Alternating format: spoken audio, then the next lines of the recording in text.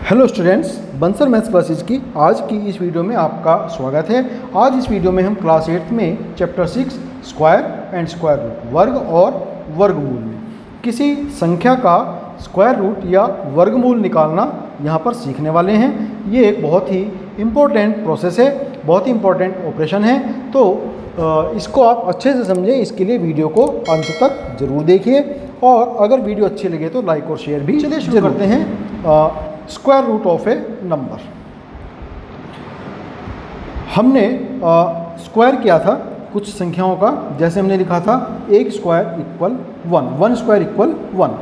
तो just opposite to this process there is square root. तो square root of 1 वो भी इक्वल 1 होगा। यहाँ पर ये बात क्लियर नहीं हो रही, 1 में आगे क्लियर होगी।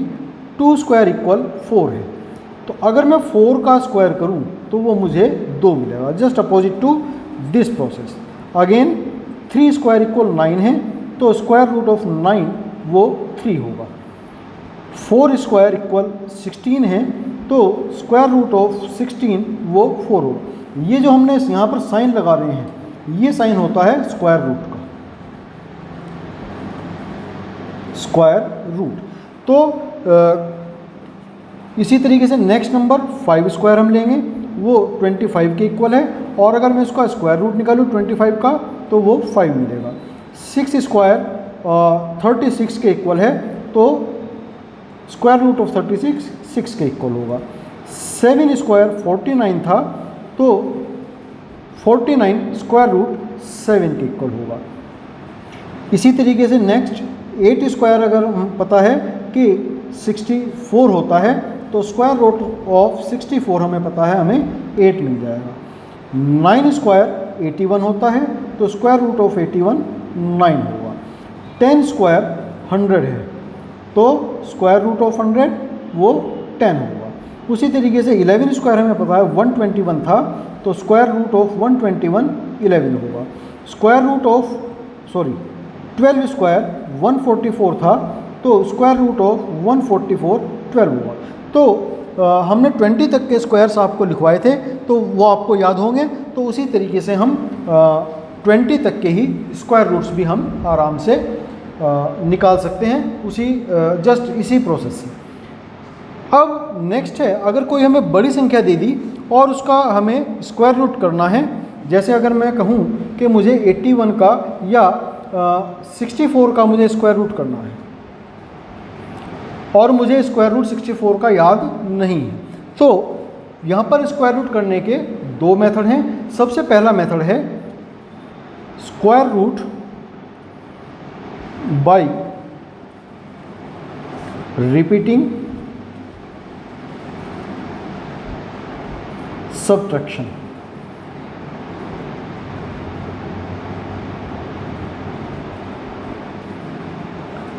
घटाने की संक्रिया द्वारा वर्गमूल। अब हम घटाएंगे क्या? तो आपको स्टूडेंट्स याद होगा कि हमने जो है ऑड नंबर्स का एडिशन वो हमने किया था कि 1 + 3 हमें 4 मिला था। उसी तरीके से 1 + 3 + 5 हमें यहाँ पर 9 मिला था, और ये सभी क्या हैं? स्क्वायर नंबर हैं। तो उसी तरीके से अगर मुझे 64 का, मुझे पता है कि 64 अगर स्क्वायर नंबर है तो हम ये वाला मेथड इजीली कर सकते हैं। जैसे अगर मैं कहूँ स्क्वायर रूट ऑफ 64 में फाइंड करना है, तो हम क्या करेंगे इसमें से कि लगातार कुछ संख्याएं घटाएंगे, और कुछ क्या होंगी? वो केवल ऑड नंबर हमें सब्ट्रैक्ट करने हैं। 1 से स्टार्ट करेंगे। 64 - 1 तो हमें मिलते हैं 63। फिर नेक्स्ट है 63 - 3, 1 से नेक्स्ट ऑड नंबर 3 है, तो हमें मिलते हैं 60। फिर 60 - 5, जो 3 से नेक्स्ट ऑड नंबर है 5 है, तो हमें मिलते हैं 55। फिर 55 - नेक्स्ट ऑड नंबर 7 है, तो जब हम इसको सब्ट्रैक्ट करेंगे तो 48 मिल जाएगा। अब 48 - 9, तो यहाँ हमें मिलते हैं 39। 39 - 11 हमें मिलेंगे 28। फिर 28 - 13, तो हमें मिलते हैं यहाँ पर 15। ऐसा प्रोसेस हम तब तक करते रहेंगे जब तक कि हमें घटाने के बाद में 0 ना मिल जाए। अब हम 15 बचा है, तो 15 में से नेक्स्ट नंबर 13 से नेक्स्ट ऑड नंबर क्या है 15 है, तो यहाँ हमें 0 मिल गया। तो अब हम ये घटाने वाला प्रोसेस यहाँ पर रोक देंगे। अब हम देखेंगे कि हमने सब्ट्रैक्शन कितनी बार किया है, जैसे 1 2 3 4 5 6 7 8। तो चूंकि यहाँ पर हमने 8 बार घटाने की प्रक्रिया की है और हमें 0 प्राप्त हो गया।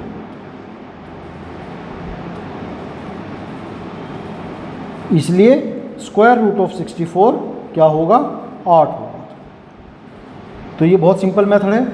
अगर कोई संख्या हम ऐसी ले लें कि हमें 0 ना मिले, बल्कि जैसे अगर मैं कहूँ यहाँ पर मैं चलो 65 ले लेता हूँ, स्क्वायर रूट ऑफ 65। अब हम यही प्रोसेस के लिए करते हैं। 65 माइनस 1 64 मिलेंगे, 64 माइनस 3 61 मिलेंगे, 61 माइनस 5 हमें मिलते हैं 56, फिर 56 माइनस 7 हमें मिलते हैं 49, फिर 49 माइनस 9 हमें मिलते हैं 40, 40 माइनस 11 हमें मिलते हैं 29, फिर 29 माइनस 13 हमें मिलते हैं 16, और 16 माइनस 13 से नेक्स्ट नंबर है 15 हमें मिलते हैं 1, और 1 चूँकि हमें 0 चाहिए तो 1 माइनस नेक्स्ट नंबर 17 है, तो वो हमें मिलते हैं माइनस के 16। तो हमने देखा हमें 0 कहीं नहीं मिल रहा, इसका मतलब square root of 65 not a natural number, एक प्राकृत संख्या नहीं। तो ये हमें पता चला। तो अगर हमें 0 मिल जाता है तो हम किसी भी संख्या का स्क्वायर रूट हम आराम से लिख सकते हैं। उस प्रोसेस को काउंट करके कितनी बार हमने सब्ट्रैक्शन वाला प्रोसेस वहाँ पर किया है।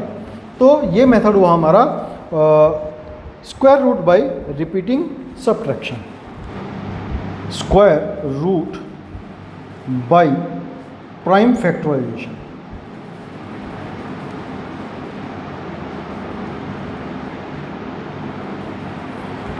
अब हमें यहाँ पर पहले जो नंबर हमें जिसका स्क्वायर रूट फाइंड करना है उसके प्राइम फैक्टर्स करने होंगे, और उसके बाद आगे का हम प्रोसेस वहाँ पर करेंगे। जैसे यहाँ पर मैं नंबर लेता हूँ 144 और इसका स्क्वायर रूट मुझे फाइंड करना है।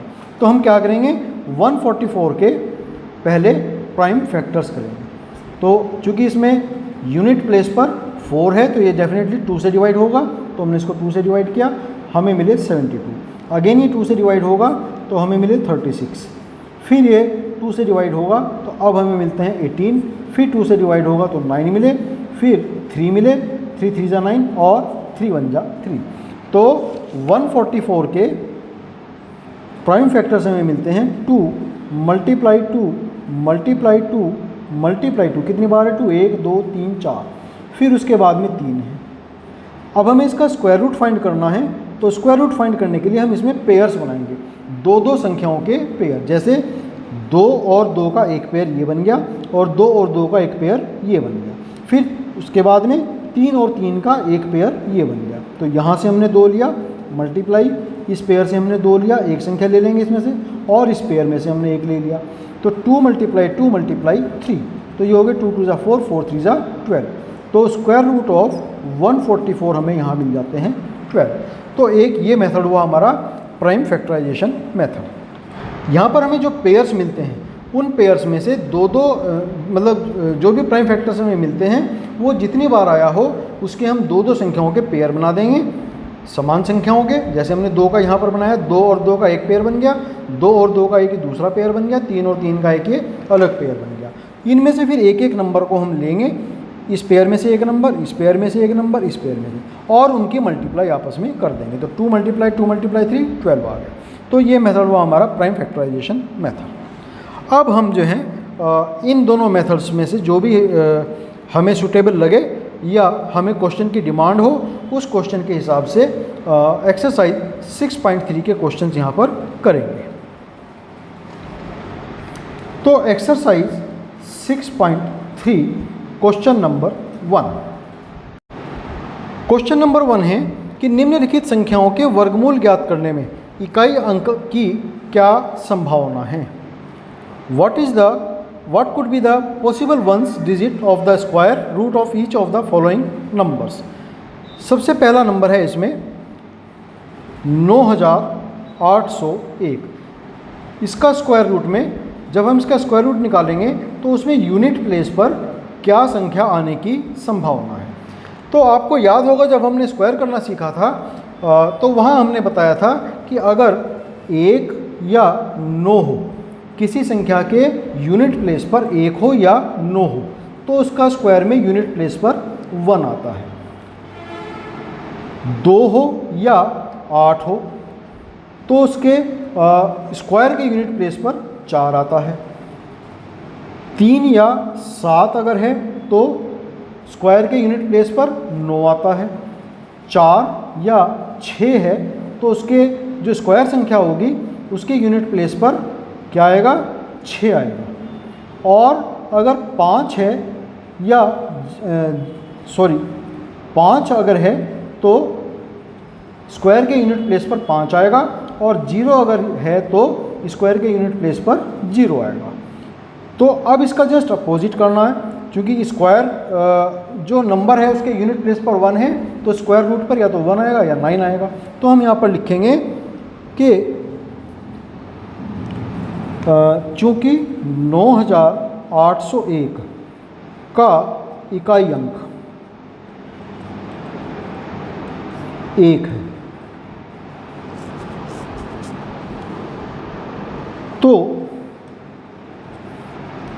इसके वर्गमूल के इकाई अंक में 1 या 9 प्राप्त हो सकता है। या तो 1 मिलेगा या 9 मिलेगा, इस वाले रूल को फॉलो करते हैं। फिर इसका सेकंड पार्ट है 99,856। इसके स्क्वायर रूट में यूनिट प्लेस पर क्या संख्या आएगी। तो अब यहाँ देखते हैं इसके स्क्वायर रूट में क्या संख्या है। इसके यूनिट प्लेस पर 6 है तो 6 ये है। कब आ सकती है 6, जब या तो नंबर के स्क्वायर रूट में 4 हो या 6 हो। तो यदि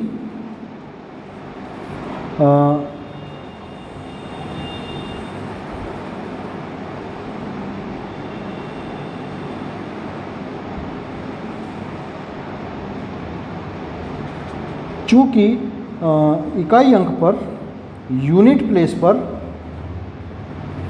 6 तो 99,856 के वर्गमूल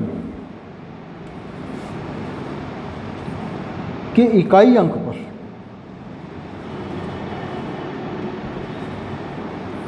4 अथवा 6 आ सकता है। ये वाला रूल हमने यहाँ पर फॉलो किया। If the digit is unit digit is 6 then the in the square root the at the unit place of the square root there will be 4 और 6। तो ये सेकंड हुआ। थर्ड पार्ट है इसका 9,98,001। तो यहाँ पर फिर यूनिट प्लेस पर हमारे 1 है तो यही वाला रूल यहाँ पर लगेगा, फर्स्ट वाला। तो हमें क्या मिल सकता है, 1 या 9। जो हमारा इसका वर्गमूल निकलेगा उसके इकाई स्थान पर या तो 1 आएगा या 9 आएगा, बिल्कुल पहले वाले जो फर्स्ट पार्ट था उसके अकॉर्डिंग। फिर फोर्थ पार्ट है इसमें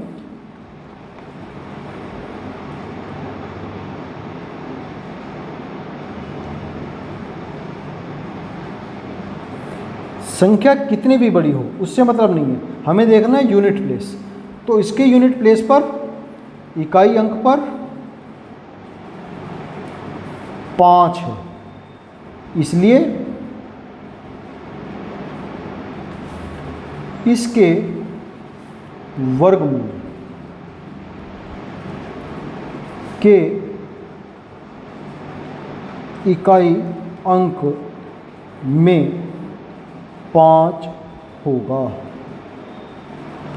क्योंकि 5 के लिए केवल 5 ही था, 0 के लिए 0 है, तो ये हमारा इसका आंसर हुआ। नेक्स्ट है क्वेश्चन नंबर 2। क्वेश्चन नंबर 2 में कुछ संख्याएं हमें दी हैं और वहाँ हमें विदाउट एनी कैलकुलेशन हमें बताना है कि वो संख्या परफेक्ट स्क्वायर है या नहीं है। तो फर्स्ट है 153। तो हमने जब ये चैप्टर स्टार्ट किया था तो कुछ संख्याएं बताई थी कि अगर वो संख्याएं हमारी यूनिट प्लेस पर हैं तो वो नंबर परफेक्ट स्क्वायर नहीं हो सकता। जैसे क्या क्या संख्याएं थी वो? 2, मैं यहाँ पर नोट कर देता हूँ, 3, 7 और 8। 2, 3, 7 और 8। तो अगर इनमें से कोई एक संख्या यूनिट प्लेस पर आ जाए किसी नंबर के, तो वो नंबर कभी परफेक्ट स्क्वायर नहीं होगा। तो 153 में इकाई अंक पर इकाई स्थान पर 3 है, इसलिए यह एक पूर्ण वर्ग संख्या नहीं है। सेकंड 257। यहाँ हम देखते हैं 257 में यूनिट प्लेस पर 7 है और 7 वाला भी कभी पूर्ण वर्ग नहीं होता। तो यहाँ पर हम लिखेंगे इकाई स्थान पर 7 है, अतः यह एक पूर्ण वर्ग संख्या नहीं है। फिर थर्ड पार्ट है इसमें 408, इसके भी यूनिट प्लेस पर 8 है, तो यहाँ पर हम लिखेंगे इकाई स्थान पर 8 है, इस कारण से यह भी एक पूर्ण वर्ग संख्या नहीं है। फिर फोर्थ पार्ट इसका 441। तो 441 में यूनिट प्लेस पर 1 है, जो कि 2, 3, 7 या 8 में से एक नहीं है। तो लिखेंगे हम यहाँ पर इकाई स्थान पर 1 है, इसलिए यह एक पूर्ण वर्ग संख्या हो सकता है। जरूरी नहीं है कि हो ही, लेकिन ये हो सकता है। तो ये क्वेश्चन नंबर 2 हमारा यहाँ कंप्लीट हुआ। आज के लिए इस वीडियो में हम इतना ही करेंगे। नेक्स्ट वीडियो में हम इसी एक्सरसाइज के क्वेश्चन नंबर 3 और क्वेश्चन नंबर 4 और उससे आगे के कुछ प्रश्न करने वाले हैं। तो बहुत ही इम्पोर्टेंट ये एक्सरसाइज हमारी होने वाली है, तो हमारे नेक्स्ट वीडियो को आप ज़रूर देखें। तब तक के लिए आपको शुभकामनाएं और आपका बहुत धन्यवाद।